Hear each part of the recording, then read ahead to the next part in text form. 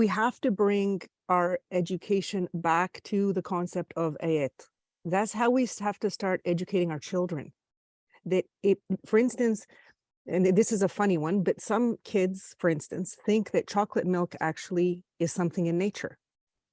Why? Because they don't think in terms of ayat. We don't teach them in terms of ayat. We don't teach them that this is part of a picture. And when you're younger, that picture can be more simple. It can be a more simple narrative.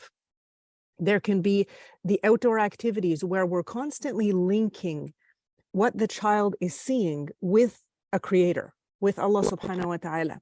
And that picture as a person, that questioning, that understanding, that becomes more and more complex. And if you start there, if you start with the concept of the ayah can be read on surface value, but then it can be read in connection with so many other ayat, because ultimately all of the ayat connect. In nature and in the Quran and in history and in time, everything connects. So as you go up, it becomes much more complex, much more detailed, much more mufassal.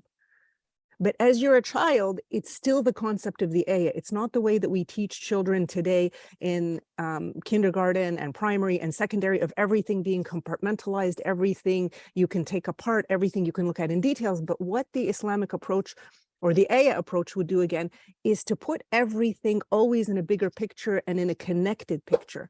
And that you can start when the child is very young. And some didn't even know it came from a cow. Some don't know milk comes from a cow. Milk is just a drink like Pepsi. But if you think about it, if a child is born and they're just given milk like a cup of water, and nobody tells them where this milk came from, how are they to know? They're not on farms. They don't see agriculture anymore. They don't know the links. So if you think about it, we take for granted the knowledge because we're adults. But a 4-year-old who's never seen a cow and whose parents have never talked to them about where milk comes from, they're not going to know.